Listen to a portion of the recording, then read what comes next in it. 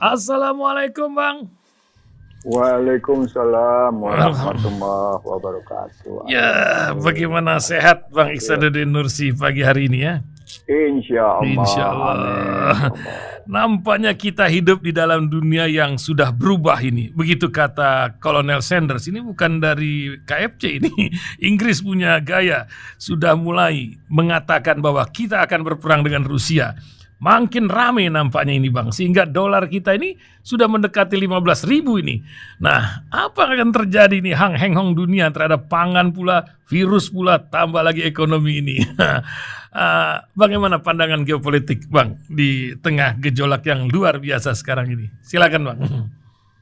Yang pertama, Bismillahirrahmanirrahim. Yang pertama, sikap Inggris itu membuktikan bahwa yang kita pernah sampaikan 3 bulan lalu, sejak 24 Februari itu, bahwa perang ini akan berkepanjangan jadi kenyataan. Gitu ya. Awal kita ngomong itu, ini nggak sebentar ini. Iya, bahkan kita sudah bicara krisis energi dan pangan ada di depan mata. Gitu. Itu jadi kenyataan.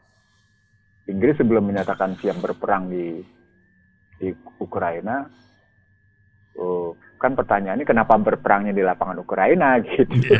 Emang itu kan artinya perang Ukraina bukan perang Ukraina melawan Rusia, tapi perang NATO melawan Rusia. Nah, sebelum sampai posisi pernyataan Inggris, kan Ukraina sudah dapat welcoming untuk menjadi bagian dari Uni Eropa. Dan untuk menjadi bagian dari Eropa kan, Finlandia dan Swedia sudah terbuka bahwa dia masuk di bagian NATO. Artinya makin sahih sudah, gitu ya, bahwa perang ini adalah perangnya negara-negara yang bersekutu dengan Amerika gitu. Ada bohirnya. Tentu akan berkepanjangan jadinya. Jadi tidak ada sesuatu yang buat saya tidak ada sesuatu yang luar biasa dari perkembangan. Dan situasi itu juga menggambarkan tentang ketahanan pangan yang diminta oleh Inggris. Kan Inggris tegas-tegas juga bilang penting yang ngebangun ketahanan pangan, gitu kan? Berarti dia menyadari betul bahwa perang yang dilakukan sekarang dengan sanksi optimal gitu ya, sanksi maksimal atas Rusia itu tidak memberi apa-apa kecuali berdampak negatif pada dirinya sendiri. Nah, ini yang pada kesempatan lalu kita bilang menepuk air di dulang terpercik muka sendiri. Ini bukan terpercik, tersiram muka sendiri. Tersiram, karena diharapkan menguras energi Rusia, tapi yang terkuras justru yang bermain ini, begitu. Iya, habis-habisan. Habis-habisan mereka. Ya tentu dampaknya mendunia, dan dampak mendunianya kelihatan. Krisis pangan di depan mata, krisis energi terjadi, krisis keuangan terjadi. Gitu. Ya, krisis keuangan itu kalau saya ngambilnya dalam 3 perspektif kalau ngeliat itu. Kalau krisis energi kan memang mereka selalu memainkan energi sebagai senjata awal untuk mengajak dunia terlibat dalam kesulitan mereka. Tapi pada saat yang sama berarti mengajak dunia untuk tetap mempertahankan posisi mereka sebagai kelompok terkaya di dunia. Nah, artinya kan mereka, kenapa kayak gitu penjelasannya? Penjelasannya karena mereka mengekspor inflasi. Jadi teori ekonomi makronya bercerita tentang ketika harga energi naik, itu berarti terjadi yang disebut dengan cost push inflation. Dunia. Inflasi dorongan biaya gitu. Nah, artinya ketika dibilang inflasi terjadi karena kenaikan harga, kan berarti ada pihak yang menikmati, dan kata kunci dari pihak menikmati kan mata uang. Energinya mereka nikmati karena mereka menjadi penentu harga energi di New York Mercantile Exchange. Nilai tukarnya mereka nikmati. Nah, tapi begitu mereka menikmati, mereka terkena inflasi sendiri gitu. Itu kacamata pertama. Kacamata kedua, ketika mereka mengimpor inflasi dan kemudian semua negara terkena dan semua negara mengeluarkan biaya, itu mengakibatkan siapapun memerlukan perlindungan gitu. Teorinya begitu. Kan cemas kan menghadapi butuh. Ya mereka datang lagi dengan perlindungan utang, perlindungan militer, perlindungan macam-macam. Maka kemarin kelihatan bagaimana begitu sigapnya Amerika bicara tentang Selat Taiwan, sigapnya bicara tentang Indo-Pasifik gitu. Itu bisa melihat gitu. Nah, yang ketiga tadi kan teorinya teori keseimbangan kan, teori mizan, teori bejana berhubungan. Ya mereka terkenal sendiri, tapi saat yang terkenal sendiri itu adalah justru orang-orang yang tidak menjadi penentu di belakang Federal Reserve, di belakang Bank of England gitu. Ya, artinya tetap saja ada kelompok kaya yang sedang mempertahankan kekayaannya dan tidak mau kalah dan tidak mau kekayaannya diambil oleh China dan Rusia gitu. Sudah tanamnya. Sambil menyelam minum air pun membuat koalisi hingga Israel, Saudi bikin koalisi dan nampaknya akan menjadi tekanan pula untuk membuat kedutaan di sana gitu. Sampai Indonesia terjadi. Kalau jadi ya tentu akan berkepanjangan karena yang kata kuncinya kan tidak bicara dalam konstruksi di dunia real.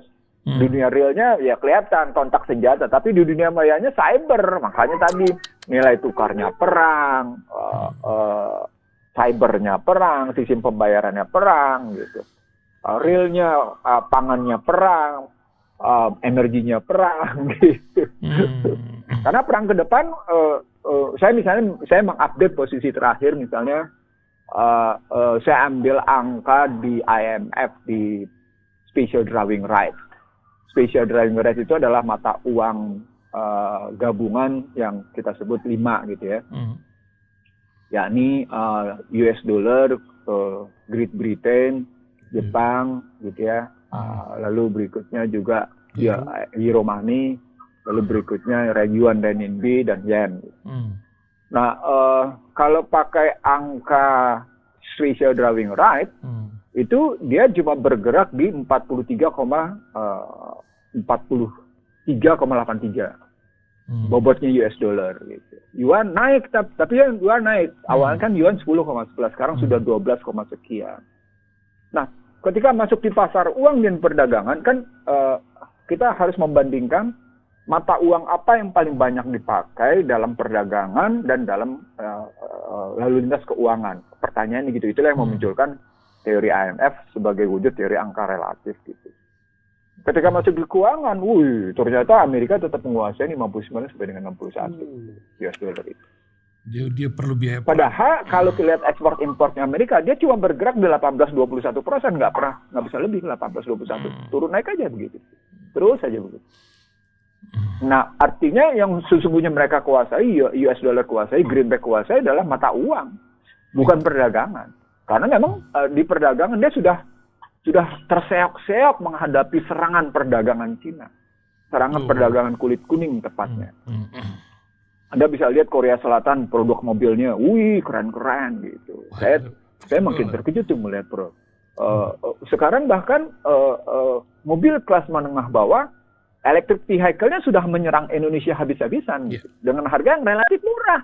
Bukan electric vehicle yang dibikin oleh Tesla gitu. Iya betul. Bikin itu dahsyat luar biasa akan ada kalau mobil melihat 300 juta gitu. Listrik betul dibuat. Iya. Jadi artinya sesungguhnya sedang terjadi, tetap saja mereka sedang mempertahankan dalam bahasa sederhana, ini kekayaan gue berkurang nih, gawat nih perangnya mungkin gue terkurang. Mereka nggak mau gitu. Itu yang saya sebut sebagai sejak lama kan, orang kaya tidak mau diganggu oleh kerajaan tidak mau diganggu oleh gereja. Kan segitiganya. Segitiga pertama adalah gereja tidak dipisahkan dulu dengan kerajaan atau negara.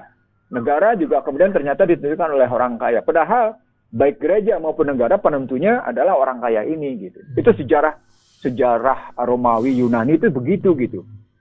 Sampai mereka ribut tentang Socrates, Plato, Aristoteles kalau kayak gitu.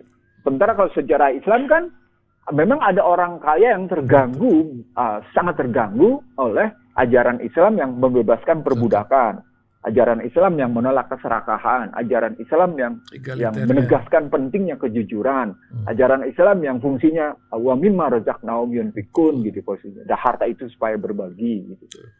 Itu kan nggak mau dong orang kayak gitu. Itu adalah terganggunya Abu Jahal, Abu Lahab gitu. Masih ada sampai sekarang itu. Masih ada pasti gitu. Ya, emang luar biasa. Ini dunia sedang berubah. Kita hidup di zaman yang tidak sembarang zaman lah kita hidup, itu harus disadari oleh pendengar itu. Nah, di tengah ini semua fuka dan kebohongan juga banyak terjadi. Ini saya lagi bingung nih Bang. Pagi ini saya baca berita tentang ada pembentukan peraturan perundang-undangan. Padahal kalau nggak salah Omnibus Law-nya belum beres yang pelanggaran sebagian konstitusi itu Bang. Tapi sudah dibuat ketok palu baru ini. Ini secara kenegaraan macam mana Bang Iksanuddin Nursi lihat ini? Akankah menjadi sebuah inkonstitusional lagi atau macam mana Bang? Negara dikelola dengan pendekatan kekuasaan, tidak dengan pendekatan hukum. Karena mestinya kalau kita bicara proses pembentukan perundang-undangan, produk hukum ya, itu kan mestinya bicara dengan Kementerian Hukum. Tapi kan enggak, sekarang cukup bicara dengan yang namanya Mensesnek. Menteri juga. Tapi kan fungsinya beda kan dengan kalau kita bicaranya Zagen kabinet gitu ya, kalau bicaranya pendekatannya Zagen kabinet yang profesional, kabinet yang penuh dengan kompetensi, sesuai dengan fungsinya masing-masing. Karena fungsinya Menhukam dilampaui oleh Pratikno gitu, oleh Mensesnek gitu. Karena hanya dalam rangka memudahkan proses Undang-Undang Cipta Lapangan Kerja yang oleh Mahkamah Konstitusi dianggap prosesnya bermasalah gitu. Sehingga dikasih waktu 2 tahun, dan 2 tahun itu mereka pakai daripada pakai Menhukam lama-lama, potong komas aja pakai Mensesnek gitu. Buat peraturan baru. Jadi begitu. Itu yang sebenarnya saya sebut, tinggal kita lihat sebenarnya riwayat latar belakang ini. Artinya ada 5, saya sebagai anggota dewan ya. Rusak kaca. Kalau saya latar belakang saya sebagai anggota dewan, saya akan melihat satu perundang-undangan itu dengan 5 sudut pandang. Sudut pandang pertama, ini status organik atau anorganik gitu. Kalau statusnya organik, itu artinya dia diperintah oleh konstitusi. Kalau anorganik, dia statusnya karena kebutuhan disebabkan oleh keadaan. Ya, gitu ceritanya. Itu sudut pandang pertama. Sudut pandang kedua ini menetapkan tetap harus ada yang disebut dengan naskah akademik, artinya kajian akademik. Nah, sudut pandang ketiga, naskah akademiknya itu diuji sedalam-dalamnya gitu, diuji seluas-luasnya, sedalam-dalamnya, setajam-tajamnya, untuk merujuk bahwa dia memang memberikan muatan, nah ini di kata kunci ketiganya, memberikan muatan setinggi-tingginya untuk tercapainya tujuan bernegara. Jadi umurnya, karena muatannya demikian pentingnya, umur undang-undang ini menjadi lama dan sama sekali tidak terbuka celah untuk lahirnya multi interpretasi. Jadi kata muatan yang sedemikian dalam itu, tajam dalam dan meluas itu, sebagai pelaksanaan dalam rangka mencapai tujuan bernegara. Apa artinya? Undang-undang dibuat dalam rangka mendekat ke pelaksanaannya, yang butir keempatnya menjadi undang-undang dibuat dalam rangka mendekatkan diri pelaksanaan pemerintahan mencapai tujuan bernegara. Itu tujuan. Tujuan kelimanya, kajian pendekatannya lebih lanjutnya, itu masuk ke aspek-aspek yang sifatnya pendekatan strategi, fungsi, dan instrumentasi. Itu bukan sekedar proses formilnya, bukan proses formilnya saja gitu yang diambil, bukan legalitas formilnya saja yang dilihat, tapi juga legalitas materialnya. Artinya sesungguhnya butir kelima ini dilihat sampai seberapa jauh yuridis filosofis, yuridis sosiologis, yuridis formilnya itu ketemu gitu satu sama lain. Maka tiap istilah itu diuji tingkat validitasnya, tiap istilah. bukan tiap kalimat, Tiap tiap istilah. Untuk merujuk bahwa undang-undang ini logis, rasional, accountable, dan memenuhi syarat-syarat 1, 2, 3, 4 tadi. Gitu. Nah kalau 1, 2, 3, 4, 5 yang nggak dapet, maaf ya, saya berapa banyak undang-undang yang saya singkirin, saya nggak tolak, sampai saya yang disingkirin. Iya, ini kalau sampai pernah bilang, udah deh lo nggak ikut rapat deh, lo bikin mengganggu aja lo gitu. Itu pernah kejadian sama saya tuh. Kejadian banget yang saya hadapi 3 menteri, gue inget banget itu. Gitu. Sampai dimusuhin sama fraksi, dimusuhin sama ketua komisi. Karena pakai logika 5 catatan tadi gitu. Nah saya nggak tahu anggota DPR tadi pakai 5 anggota DPR sekarang sama pemerintahan itu pakai 5 indikator itu apa enggak? Walaupun udah disiapkan kanal untuk komplain ya di Mahkamah Konstitusi, tapi Teater Sejahtera Senen ini bilang Mahkamah Keluarga sekarang, jadi bingung gitu. Salah, bukan soal menyediakan komplain. Kalau Anda sudah menyatakan ada sarana untuk komplain, itu lah, itu permainan. Kedua nggak benar. Permainan jadi mulai di situ jadi. Iya, artinya seluruh butir 1 sampai dengan butir 5 tidak terpenuhi secara positif. Itu yang saya bilang, anggota DPR-nya itu bersama pemerintahnya di situ itu tidak memenuhi. Saya pakai indikator pemerintahan umum yang baik deh. Harusnya prinsip 5P-nya tidak terpenuhi. Prosedur legal tidak dapat, gitu ya. P pertama, prosedur legal tidak dapat. Proporsionalnya nggak nyampe, profesionalnya nggak dapat, prudensialnya nggak dapat, public domainnya nggak dapat, 5P tadi. Coba tuh, gimana tuh kalau kena kayak gitu? Yes, jadi udah kalau lo nggak setuju dengan 5P, lo pakai aja Mahkamah Konstitusi. No, bukan itu. Berarti lo cacat dalam menjalankan 5 butir pertama yang saya sebut dengan 5P yang saya sebut tadi gitu. Itu nggak bener gitu. Kalau kayak gitu, ya oke lah. Karena ini partai politik sebagai satu-satunya pemegang saham, maka berarti yang di dalamnya adalah kepentingan partai politik, bukan kepentingan masyarakat. Itu artinya penyelenggaraan negaranya nggak beres. Logikanya begitu lagi naiknya. Jadi tingginya tuntutan pemerintah ke Mahkamah Konstitusi mengindikasikan, ini belum sampai soal Mahkamah Konstitusi menjadi Mahkamah Keluarga gitu ya, atau bahkan ada yang kalian Mahkamah Kasur gitu ya. Kalau saya bacanya begitu kan. Itu kita nggak menggunakan istilah itu, maaf, saya tidak ada urusan dengan soal-soal begitu gitu. Saya sama sekali pribadi yang mencegah dan menghindari pembicaraan yang sifatnya individual, kepribadi. Saya nggak mau kayak gitu. Itu sejarah saya di panggung nasional, di panggung publik. Tapi kalau kita lihat proses di Mahkamah di proses pembuatan hukumnya sudah kayak gitu, dan kemudian dijawab oleh anggota dewan kayak gitu, itu menyangkut soal bukan sekedar tidak aktual dan tidak akuratnya, tidak validnya proses penyelenggara negara. Semangat para penyelenggara negaranya bermasalah. Gitu kalau pakai penjelasan Undang-Undang Dasar 45. Semangat para penyelenggara negaranya bermasalah di situ. Itu kalau kita mau ambil kalimat begitu. Nah, bermasalahnya di mana? Yuk kita temuin sama-sama gitu. Salah satunya misalnya kalau pakai bahasa kerennya, ada lack of aspiration. Dalam bahasa politiknya, ada penyimpangan dan manipulasi aspirasi. Kalau pakai bahasa politik, ilmu politik nih saya pakai nih. Kalau pakai ilmu ekonomi, ya transaksi kedaulatan menjadi transaksi kedaulatan antara partai politik dengan pihak-pihak yang kemudian berada di belakang partai politik. Apa itu? Ketemu. Prinsip segelintir orang menguasai kekuasaan, segelintir orang menguasai bisnis. Punya kesepakatan sama, bikin undang-undang, terjadi. Bukan sekedar manipulasi aspirasi, tapi deviasi aspirasi. Akhirnya. Jadi ini pakai teori-teori yang umum-umum aja nih, belum sampai pada kajian-kajian yang spesifik yang saya lakukan gitu. Pakai pendekatan umum aja, itu dapatnya begitu gitu. Sebenarnya negeri kita ini sudah luar biasa. Kalau mereka bilang aku Pancasila, baca poin-poinnya semuanya sudah ada kan sebenarnya, Bang. Udah lengkap sekali nih negeri itu, dia punya pondasi.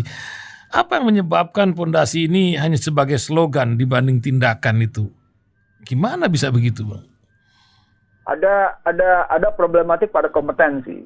Salah pendidikan apa gimana? Wallahualam. Iya, ada. Kalau salah pendidikan langsung masuk ke akar. Oh gitu. Tapi kalau kita urutin satu persatu, ada problematik pada kompetensi, ada problematik pada keahlian. Mari kita lihat gitu ya, seorang anak remaja yang dididik oleh ibunya ketika masa kecilnya gitu ya, pada usianya itu, dididik untuk selalu bermanja-manja, selalu dalam proses perlindungi. Tetapi berikutnya pada saat yang sama juga selalu mengelak atas tanggung jawab gitu, dan tidak terbina untuk punya fokus mandiri pada keterampilan, pada keahlian. Nah, ketika diminta tuntutan tanggung jawabnya, biasanya yang bersangkutan memang lari dari tanggung jawab. Stres. Karena dia tidak mampu menunjukkan keahlian. Itu yang saya bilang problem kompetensi. Jadi dari sana yang munculnya adalah argumen-argumen yang sesungguhnya tidak menjawab persoalan yang saya sebut sebagai kausalitas verbannya, hukum sebab akibatnya menjadi temu gelang kalau pakai bahasa filsafatnya. Jadi hukum sebab akibatnya menjadi temu kayak gelang karet itu loh. Hukum sebab akibatnya itu kayak gelang karet, bukan kayak spiral gitu, bukan kayak spring yang ke atas gitu, sehingga dia mampu menerima tekanan kejutnya gitu, tekanan baliknya itu tendangnya bener gitu. Nah, itu sesungguhnya menggambarkan segala sesuatu tidak pada ahlinya, segala sesuatu tidak pada tempatnya. Jadi bukan sekedar tidak pada ahlinya, tapi juga tidak pada tempatnya, dan kemudian juga memang tidak pada waktunya, gitu. Jadi ada 3 dimensi kesalahan gitu, tidak pada tempatnya, tidak pada waktunya, gitu ya, peluangnya. Dalam bahasa yang sederhana 5P tidak terpenuhi tadi gitu. Dalam bahasa saya yang 5 ukuran tadi yang saya sebut tadi tidak terpenuhi gitu loh melihatnya. Ya jadilah kebijakan seperti sekarang. Kalau ditarik dalam ilmu sosial, ya tadi karena Anda sedang menyatakan sesuatu yang virtual, tetapi menyatakan sesuatu dalam virtual. Jadi memvirtualkan ke dalam kenyataan, menyatakan ke dalam virtual. Nah kan belum tentu yang virtual itu adalah sebuah kenyataan, bisa jadi sekedar mimpi gitu. Misalnya tentang permainan game itu kan mimpi kan? Permainan game itu luar biasa. Itu virtual itu sampai menghasilkan uang triliunan kayak gitu, itu game. Lalu dialog di media sosial. Itu kan sebagian dialog yang sesungguhnya cuma sekedar pada alam pikiran yang tidak masuk ke dalam alam kenyataan. Contoh sederhana misalnya, kita ngambil harga dolar, $1 sama dengan sekarang $14.900 gitu. Udah saya sebut nih, nanti kalau nebus 15.000 tuh ambang batas psikologis. Ini omongan saya 2015 gitu ya. Di bawah pemerintahan Joko Widodo, dolar akan terus berfluktuasi dan akan selalu menembus ke ambang batas psikologis. Iksanuddin Nursi 2015 gitu ya. Bukan ngomong sekarang saya, ngomong udah lama. Ada rekamannya kok. ada rekamannya. Karena salah seorang ekonom dari UGM saya tuding, Anda nih yang menjadi penyebabnya. Karena Joko Widodo terpilih, Anda bilang akan menjadi 10.000. Itu di TV One saya ngomong kayak gitu ya. Nah itu disebabkan oleh ketidakmampuan melihat struktur perekonomian secara menyeluruh sebagai sebuah kenyataan yang kemudian divirtualkan seolah-olah menjadi kenyataan yang menjadi kekuatan gitu. Nah, itulah post-truth. Post-truth. Ya, post-truth ya ini yang jadi masalah. Jadi kesimpulannya jangan sampai kita salah didik. Itu kan menjadi domain keluarga masing-masing di tengah pendidikan merdeka sekarang yang agak unik ini. Tapi nampaknya sudah banyak yang telanjur salah didik sekarang ini, Bang. Gimana tuh? Salah paham itu atas pemahaman pendidikan merdeka itu. Mestinya bukan pendidikan merdeka. Di belakang pendidikan merdeka kan kalimatnya kalimat bebas kan? Iya, mau jadi apa kayak terserah kau lah. Yang penting ada sistemnya gitu ya. Iya. Dia nggak belajar di situ bahwa yang namanya bicara bebas dengan kerangka sistem itu hasilnya seperti kegagalan Amerika selama 1 abad ini. Dia nggak belajar itu. Saya bisa tuh kasih bukunya kepada orang yang punya filosofi untuk bisa belajar kayak gitu. Oke, Anda teknologi maju gitu ya. Tapi teknologi Anda maju itu teknologi dengan pendekatan luar biasa untuk mendominasi tidak dalam rangka harkat martabat manusia. Sehingga omongan Joseph Schumpeter sampai dengan omongan Joseph Stiglitz, bahkan omongan terakhir Michael Hudson, itu nembak habis peradaban mereka sendiri. Saya bilang nembak habis. Saya nggak bilang nginjek ya. Menghajar habis peradaban mereka sendiri. Loh, itu kan hasil pendidikan mereka. Yang secara teknologi unggul tapi tidak unggul dalam kerangka nilai-nilai. Teknologi harus diakui luar biasa unggulnya, dahsyat luar biasa. Tapi dari kerangka nilai-nilai mereka sendiri pusing, sibuk, nggak bisa ngejawabnya gitu. Nah, apa yang benar kalau gitu istilahnya? Ya kembalikan saja ke prinsip konstitusi, tujuan dari pendidikan itu apa gitu, supaya kita tahu bahwa yang namanya tujuan pendidikan kita itu benar gitu. Kalau kita bilang kalau kita bilang tujuan pendidikan kita benar, maka mestinya kita tidak boleh lari dari balik ke konstitusi kita. Iya, nggak boleh keluar dari konstitusi itu gitu. Kalau kita mau ngambilnya, misalnya kita sebut di sini, negara memajukan kebudayaan nasional Indonesia di tengah peradaban dunia. Ini amandemen ya, hasil amandemen kalimatnya, bukan aslinya nih. Negara memajukan kebudayaan nasional Indonesia di tengah peradaban dunia dengan menjamin kebebasan masyarakat dalam memelihara dan mengembangkan nilai-nilai budayanya. Menjamin kebebasan masyarakat dalam memelihara dan mengembangkan nilai-nilai budaya. Nilai-nilai budaya yang mana? Kan balik-balik ke Pancasila. Iya dong. Harus itu pasal 32. Negara menghormati dan memelihara bahasa daerah sebagai budaya. Itu bahasa kebudayaan. Tapi kalau kita balik gitu ya, soal mendapat pendidikan, di sini disebut negara mengusahakan dan menyelenggarakan satu sistem pendidikan nasional. Ini ayat 3 nih, pasal 31 ayat 3. Pemerintah mengusahakan dan menyelenggarakan serta satu sistem pendidikan nasional yang meningkatkan, ini kalimat penting, yang meningkatkan keimanan, ketakwaan, serta akhlak mulia dalam rangka mencerdaskan kehidupan bangsa yang diatur dengan undang-undang. Artinya pasal 31 ayat 3 dalam konstruksi pasal 32 yang saya bacakan, kan tujuannya adalah gitu ya, memajukan kebudayaan nasional supaya berakhlak mulia, beriman dan bertakwa kan? Dan negara berkewajiban. Artinya dia mesti terima kasih sama swasta yang membuat pendidikan, ngebantu negara. Malah peraturannya seabrek-abrek sekarang ya. Gitu. Nah, lalu pertanyaannya, tujuan pendidikan merdeka mau kemana? Susah dulu jawabnya. Konstitusi sudah bilangnya begitu.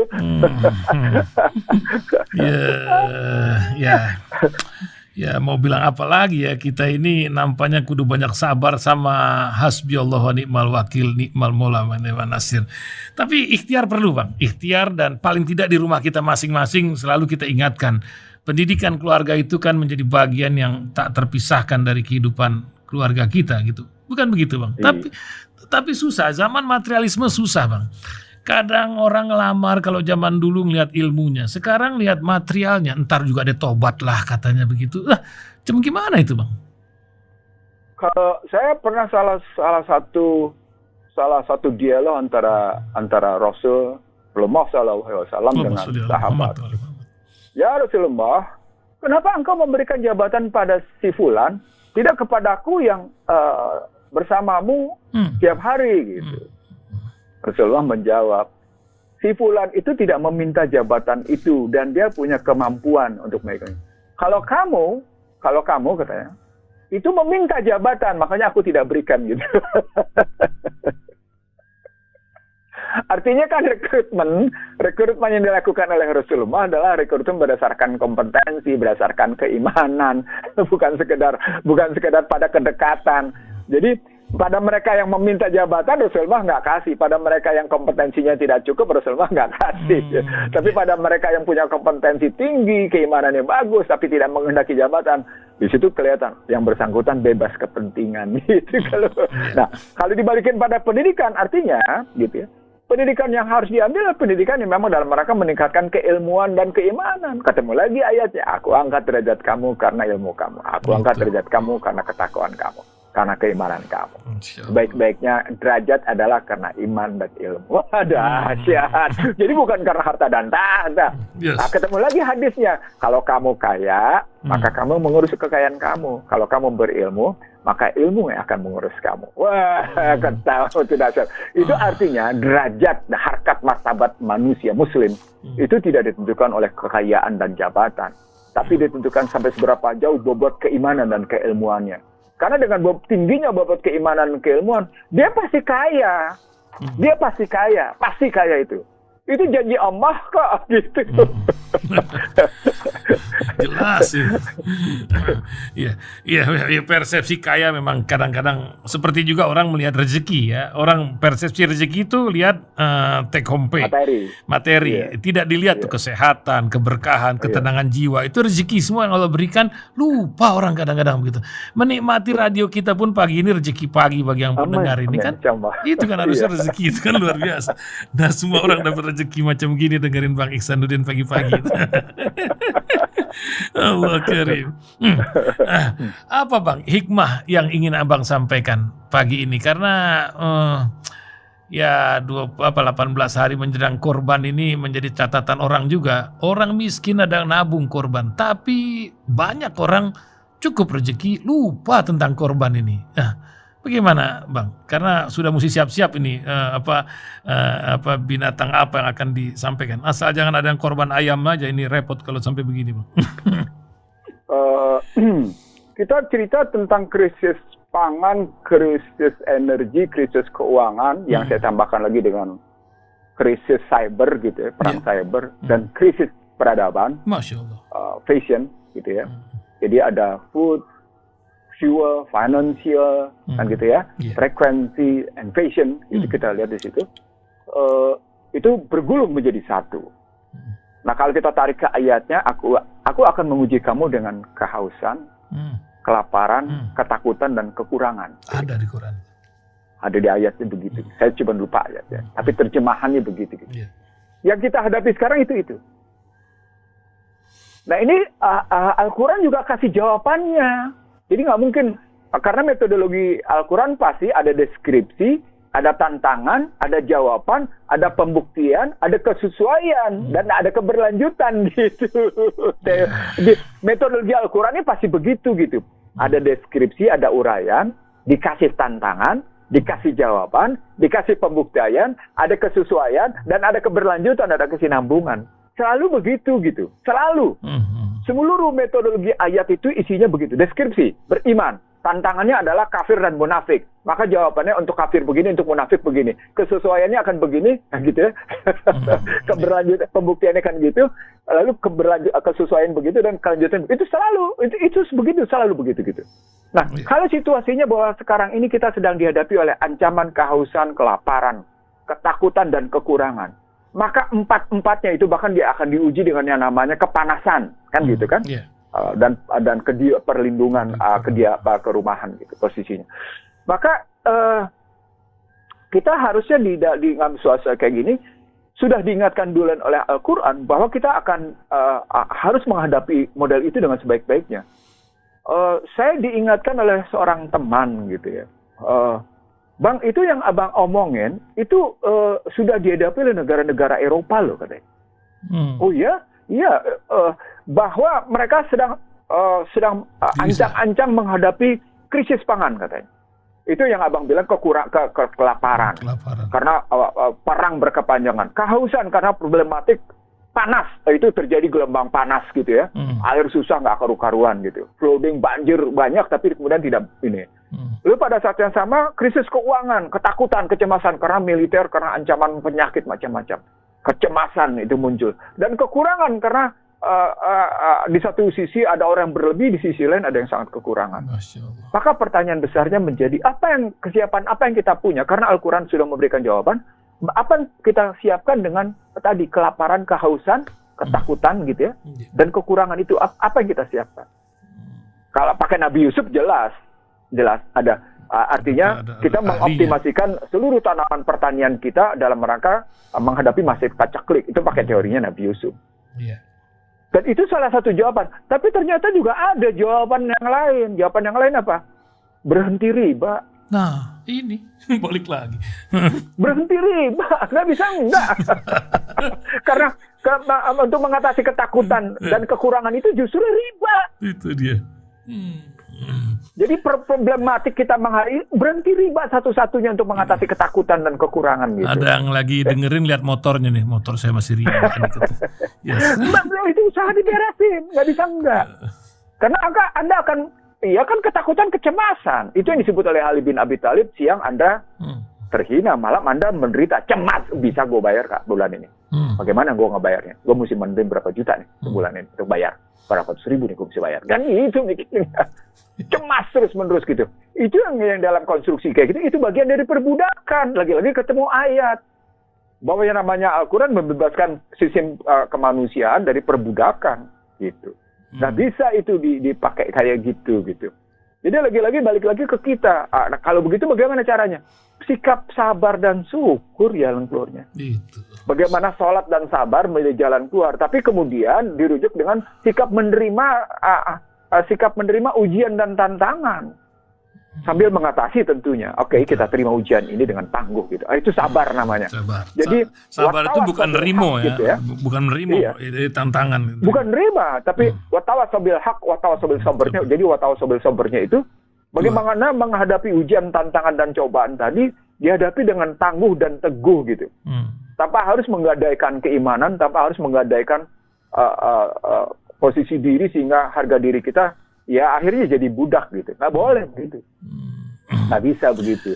Oh, orang akan bilang, oh Ihsanuddin Nursi ngomongnya enak aja. No, saya sudah menjalankan ini lebih dari setengah usia saya. Ya memang tidak lebih mudah. dari setengah usia saya kayak gini gitu. Di zaman maaf ya, buka, gitu. bukan sedang bercerita diri sendiri, maaf ya. Maaf sebab sedalam-dalamnya gitu. Itu saya kira yang sebagai ini terakhir ya, karena saya kemarin terkejut gitu ya. Orang ini ngingetin saya sampai ini yang abang omongin udah jadi kenyataan. Ini masyarakat harus diingat lebih dalam karena situasinya lebih parah sesungguhnya. Lihat aja reshuffle menghasilkan nilai tukar 14.900. Itu kan ngeri. Ya, betul kita harus menyiapkan makanan supaya nggak takut. Mental kita juga harus lebih siap lagi. Itu yang penting menghadapi zaman ini. Luar biasa Bang, 40 menit sudah kita bincang pagi hari ini. Bisa ditutup Bang. Mudah-mudahan ini menjadi peringatan bagi kita sebagai watawasabil haq, watawasabil sabar gitu ya. Amin. Agar keimanan kita tidak terimbas sedikit pun oleh sikap syirik gitu ya. Tidak terimbas. Saya khawatir sekali karena lukisan tentang syirik itu kebayang-bayang sama saya ibarat tangan di tengah kegelapan malam gitu dengan cuaca yang demikian gelap sehingga nggak kelihatan, demikian rupa dia termanipulasi kesirikan itu dan ternyata sedemikian rupa berbahayanya gitu. Karena begitu kesirikan itu muncul sedikit, dia langsung timbulnya adalah maksiat gitu. Itu dampaknya itu tuh, dampaknya begitu timbul sedikit yang muncul adalah maksiat gitu. Nah itu yang mungkin saya hendak mengajak semua pendengar Rasil dan pemirsa Rasil TV agar kita betul-betul menjaga aman tu billah gitu ya, wal yaumil akhir gitu ya. Jadi kalau kita menjaga aman tu billah wal yaumil akhir itu, maka kita akan terus-menerus berusaha masuk ke dalam putaran merevisi iman, mengevaluasi iman, merevisi iman, terus kita asli jadinya kalau pakai istilah itu asli a'malakum gitu ya. Asli amalakum itu berarti peningkatan tindakan yang menjadi lebih baik disebabkan keimanan kita yang lebih baik. Gitu. Tapi kemudian pada saat yang sama juga tidak ala kufar. Itu tidak ala kufar. Demikian akhir santalib yang bisa saya sampaikan. Salah tentu karena kebodohan saya dan saya memohon maaf. Benar karena kehendak Allah sambil memohon maghfirahnya. Subhanakallahumma wa bihamdika asyhadu alla ilaha illa anta astaghfiruka wa atubu ilaik. Assalamualaikum warahmatullahi wabarakatuh.